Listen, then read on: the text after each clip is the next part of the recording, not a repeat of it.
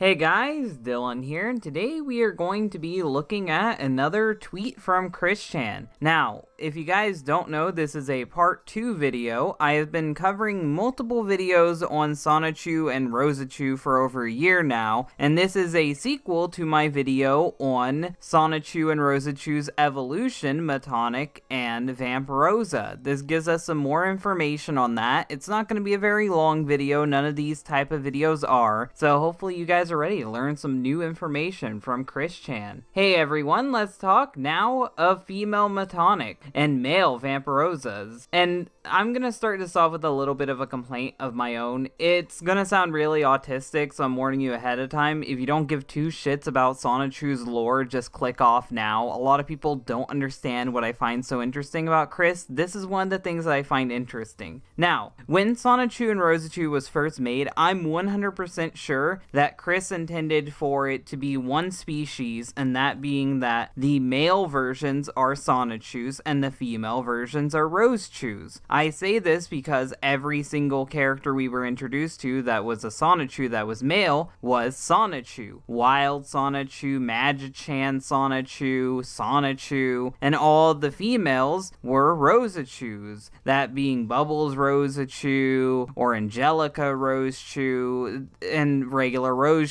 They were all the same name. Now, since Christian has become more obsessed about trans shit, he's introduced the idea of male and female Sonichus and male and female Rosechus, and I think that just complicates shit. It's unnecessary world building that dilutes the simplicity of the original Sonichu and Rosechu. So I think that this is actually something that's hurt the narrative of Sonichu. I know Sonichu sucks, it can never be fixed, but this is just something that I don't like. It's an unnecessary addition. And for comparison with the fresh drawing, here are some recent Metonic and Vamprosa card art, and he wants you to buy his cards. Don't buy his cards, they are really expensive. You can spend your money on better shit. And this is the new design. It's weird that the male Vamprosa, they look almost identical, but just without the headband. I guess that curl next to the ears is how they differentiate them. Meanwhile, the female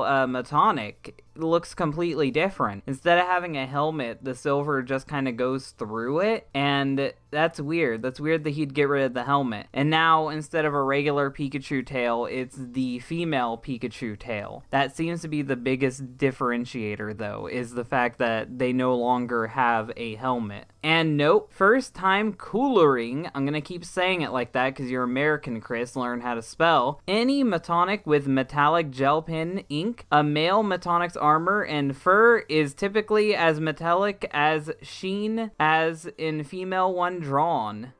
Did you mean to say sheen? I think you meant, maybe you meant sheen?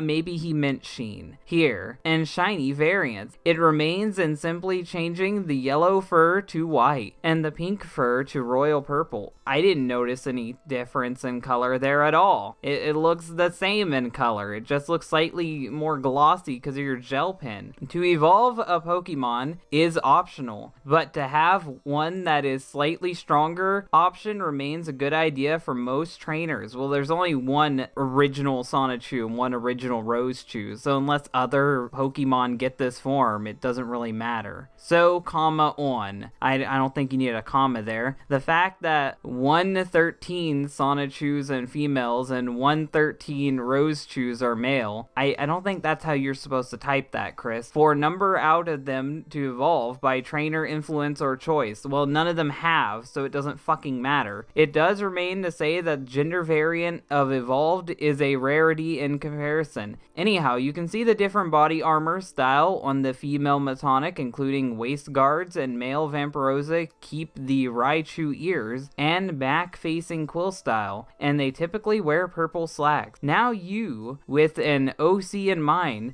have this as an optional. Oh, so this is for other people's shit. This is just for other people who want to make OCs that you'll steal and slap onto a card. Reference and framework. Have fun discovering and creating, but don't create too differently than me or else you're wrong. Thank you. And this was really just to shill his cards, because that's how he makes his money now. People are dumb enough to buy these cards, and I've seen people buy these cards. I'm really shocked how many people have. So hopefully you guys learned something today. If you did learn something, something, hit the like button. If you really like this video, then share it. And if you want to see more, then subscribe. Thank you guys for watching, and bye. Before the credits roll, I thought I'd give a shout out to my multiple ways of making money. YouTube is starting to slowly sanitize the platform, making it harder for people to make money on edgier content like I do. So I'm reminding you guys that I have a Patreon. The Patreon has plenty of reward tiers, including seeing my podcast early and possibly getting onto the show if I can fit that into the schedule. I have video recommendation tiers that you can try to get into, and if all else fails and my YouTube falls apart, I always have a BitChute account. So remember to check out all these different things in the description below.